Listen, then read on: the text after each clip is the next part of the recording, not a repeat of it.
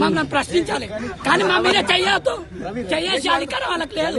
Friendly police అంటారు కదా, friendly friendly police అయితే ఇట్లా పట్టుకోవాలి, ఇట్లా పట్టుకోవాలి. కానీ ఫ్రెండ్లీ పోలీస్ అంటే గుర్తు పెట్టుకోవాలి. నా తమ్ముడు అన్నాడు కానీ ఫ్రెండ్లీ పోలీసు మా ప్రజాప్రభుత్వం అంటే ప్రతి ఒక్క వర్గాన్ని పట్టించుకోవాలి. అంటే అన్ని వర్గాలకు ఇల్లు కల్పించాలి. ఎవరిని కలిపారు? మా ఇందిరమ్మ అని పెట్టుకుంటారు. గృహలక్ష్మి బాయ్ ఇందిరమ్మ పెట్టుకుడు. ఎవరిని పెట్టుకుంటాడు? ఇందిరమ్మ ఎవరికి ఇచ్చాడు? మరి ఇందాక అరెస్ట్ అయిన వాళ్ళని చాలా మందిని కూడా ఆటోలో తీసుకెళ్ళిండు. ఏ రకంగా ఏం చెప్తా? అది రజాకార వ్యవస్థ కంటే అసూట్ ఉంది. మా బాబాయ్ నిజం అన్న జర నయం గానీ వీళ్ళు ఇంకా నిరంకుశంగా పరిపాలించారు. ప్రజాప్రభుత్వం అనేది ఆ నిరంకుశత్వాన్ని వదులుకోవాలి.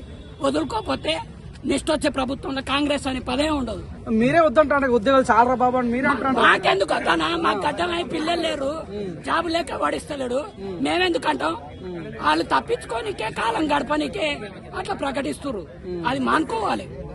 వాళ్ళకి జాబులేసి పైసలు ఇచ్చి నడపాలనే లేదు. వాళ్ళకి అది ఉంటే ఇట్లా చెప్పారు.